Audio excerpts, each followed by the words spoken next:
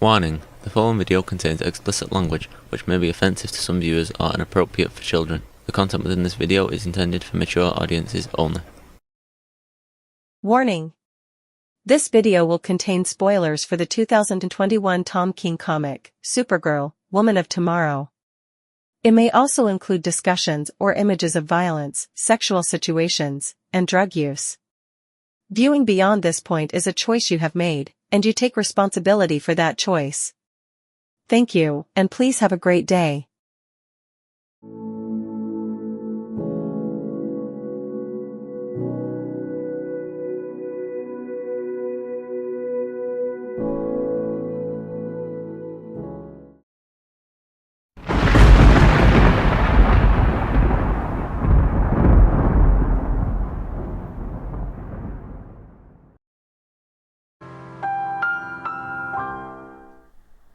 Hello and welcome to this video. I hope everyone is doing well. I hope everyone is having fun, and I hope the universe is treating you fairly. We got a Mr. Blitz here right now. Looks like he's getting ready to go. So maybe he's not. Today's video is going to be on the Tom King 2021 Supergirl, Woman of Tomorrow. This is a good comic. This is a good story. This is not a typical Tom King story. This is a outside of what he normally writes. Tom King's go-to MO, modus operandi, is usually a detective story. That's the reason why his Batman stories are so good, is he knows how to write a good detective story. He knows how to bring that aspect of the Batman character out. He also is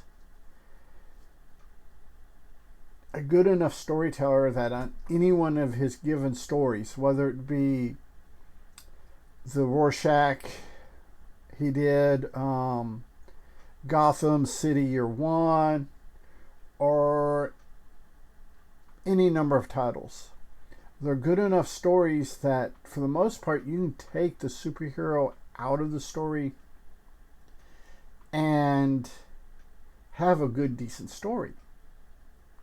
However, this story is completely different. This is a revenge story. It's my understanding that King wrote this story for his daughter when she was 16 years old. It's a good, solid story. It comes across a lot for those of you that are video game players, especially like Fallout or The Outer Worlds, or games of that nature, Skyrim, what have you. Where you have a main quest and you have side quests, and this is kind of how this story is structured, and it's structured really, really well.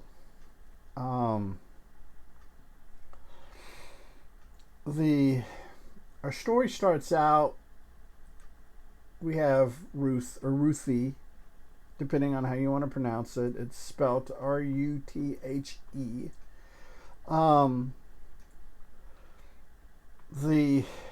Her father gets murdered. She's probably 13, 14 years old. Her father gets murdered. She's the youngest of like 9,000 kids, or actually, I think she has 6 older brothers. Her father is needlessly murdered.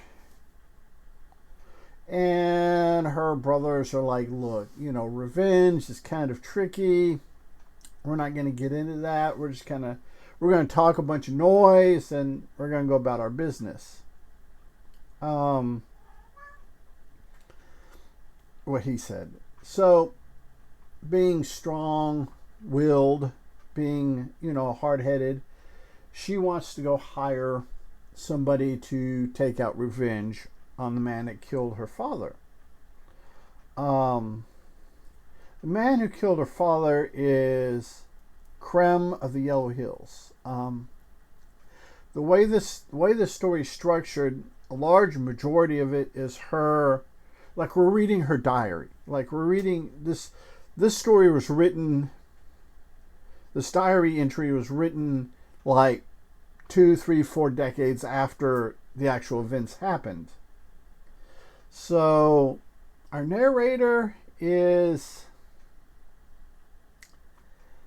our narration of how the story goes is kind of sus, but it's done in such a way that you want, it's told as a heroic story, not as much as a remembrance, but this heroic adventure.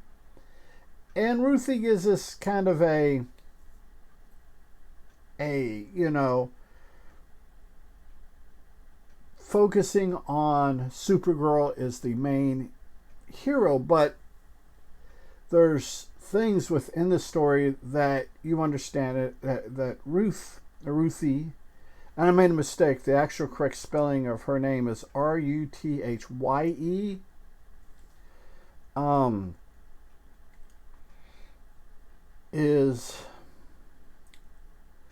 She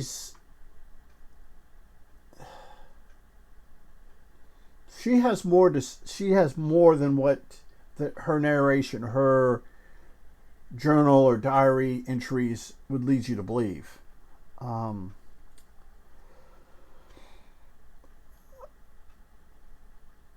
Where Supergirl, Kara Zor-El, also known as, comes in is Ruthie goes to a tavern. She's trying to hire a mercenary to take out Creme. Unfortunately, Creme works for the monarch, and he has ties and strings and favors and stuff, so this kind of blows up in her face. And matter of fact, one of the mercenaries tries to steal her money, tries to steal her stuff, and this is when we're introduced to Supergirl. Supergirl, it's her 21st birthday. She's come to this planet, and it's a planet that orbits a red sun. But and King does not get into the specifics or anything, like, because it's really not necessary for the story to happen. But it's close enough, the planet is close enough to the red sun to diminish her superpowers and stuff enough where she can drink alcohol and get stupid drunk. She also is vulnerable to knives, arrows, stuff like that. They will cut her, they will hurt her, but not enough to kill her. Like I said, King doesn't get into the astrophysics, the Neil deGrasse Tyson aspect of it. It's just, this is the situation, go with it, the story needs to happen.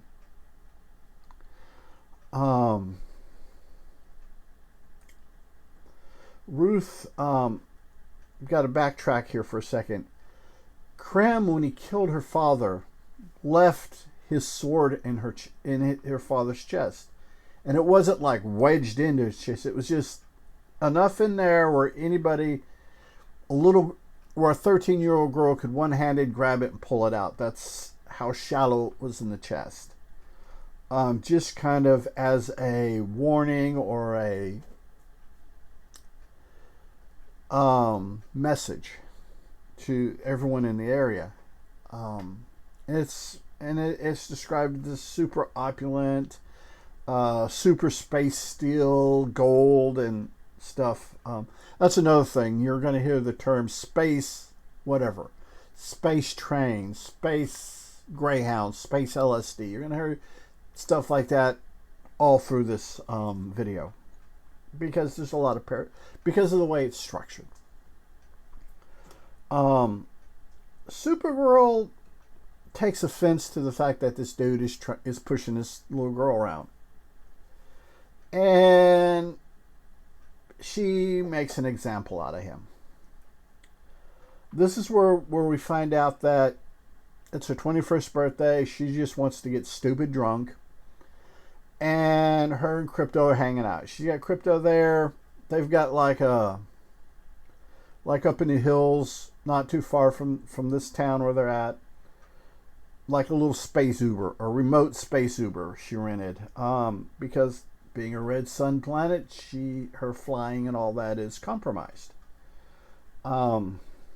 She disarms the guy, gives Ruthie her sword back, and Ruthie's like, "Well, you're this super person. Can you help me? I want to hire you to do this, blah blah blah." And Supergirl's like, "I'm a superhero. The planet I come from, we don't do revenge. We do justice. We don't do revenge. Revenge is a slippery slope, and we don't do that. It's just we don't. It's not something we do." So she's tied one off really good, and her and Crypto decide they're gonna go back to the ship, sleep it off, and go back to Earth. So Ruthie follows her, and Ruthie's just hammering this over and over. Look, this asshole killed my father, blah this, blah that. And Supergirl's continuing this narrative. Look, if you're going to do anything, you need to seek justice, not revenge. At this point, they get ambushed by the bad guys. Kara takes a couple arrows to the chest. Like I said, they go in deep enough to hurt her pretty good, but not really enough to kill her because of the whole made up proximity red sun thing. And where our antagonists fuck up is they shoot Crypto. At that point, Kara goes from, revenge is this bad thing. We don't do revenge. Revenge is a bad thing. You're going to have to do this on your own, to we're going to drink wine out of their skulls by morning. She goes all John Wick on these people. So, because their spaceship was remotely programmed to come and go and do certain things at a certain time, through the exchange, Krim manages to commandeer her ship. It takes off and goes. And Supergirl's like, fuck. Ruthie takes her back. They bandage her up. They take Crypto to the space vet. We find out that Crypto had been poisoned, that that they had used a hunter's poison on it, and the poison is kind of meh when it comes to primates, but non-primates it's fairly lethal. So they go through, they get the stuff, and they got to leave Crypto there to heal and recover. And like I said, at this point, Kara's like, fuck this. They hurt my dog. Stole my spaceship. I'm out to deposit on this. So they get them the equivalent of a space greyhound. They're going back. They're following this guy. You have some shenanigans on the greyhound. In fact, one of them is, as they're getting further and further away from the red sun and getting more into yellow sun territory, Ruth is on a the window seat. Then you have this alien in the middle seat, and Kara's on the aisle seat. And this alien has been giving him a hard time, telling, basically manhandling Ruth, telling her, and finally Kara gets tired of his shit and busts him in the face. It's just boom, bloody, and for the rest of the trip, he's cool. He realized that when the girl in the window seat warned you not to screw with her because her friend in the aisle seat would fuck you up, he fucked around and found out. So they're on they're doing their little Greyhound thing. It's a couple months. It's because it's a Greyhound. It takes forever. They've got multiple stops, this and that, and one of their journeys they come across a space dragon. Something I forgot to say at the beginning. I need to kind of backtrack here for a sec. This is a very 2001 or 2021 when this came out. This is a 21st century homage to the Silver Age comics. You're going to have Crypto. You're going to have the Super Horse. You're going to have a lot of Silver Age hygiene things going on. But you're also going to have Kara, who cusses. Cusses like a sailor at some points in the comic.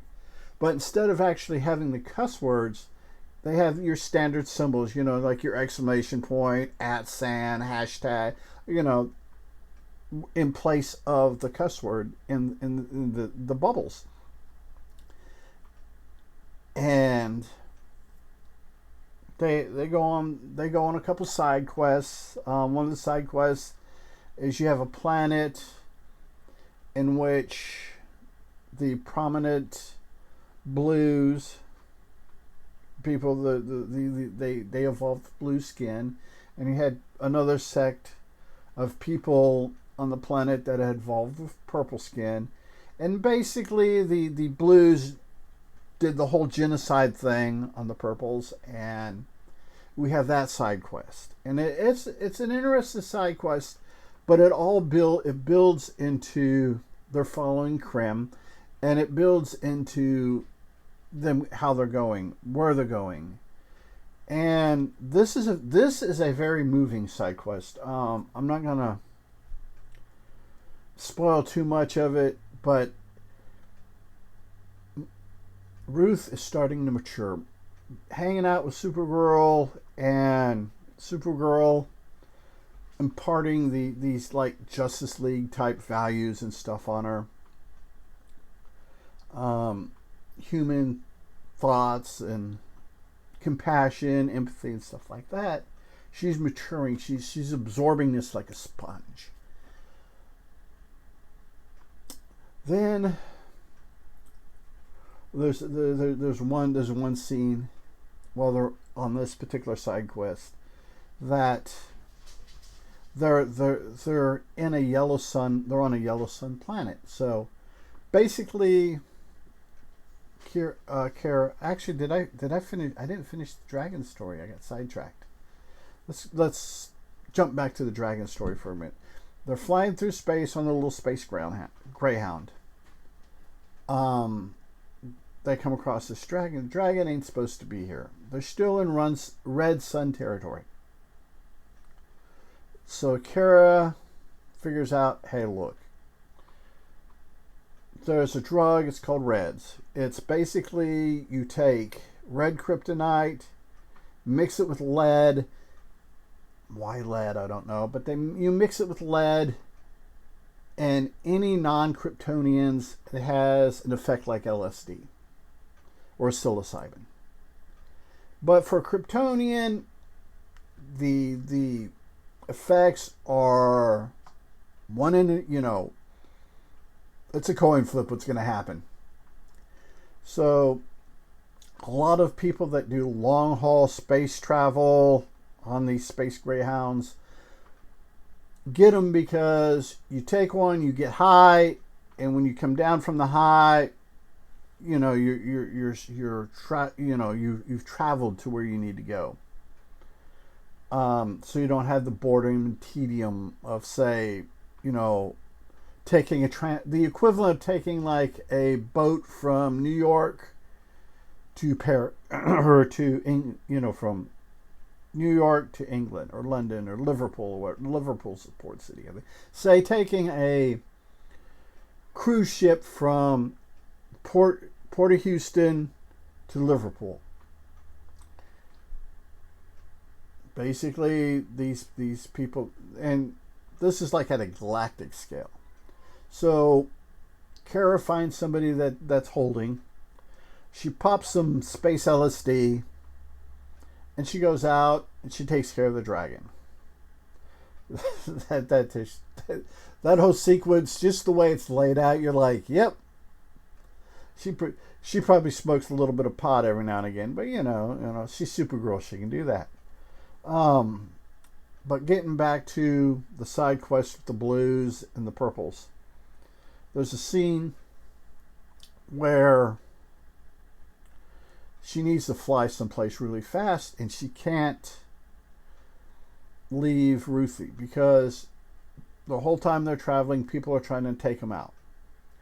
So she tells her, she's like, look, grab a hold of me, you know, put your arms around my neck, put your legs around here, I'm going to hold on to you.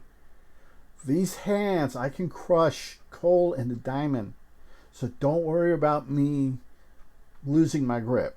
We're good. And it's just that whole exchange.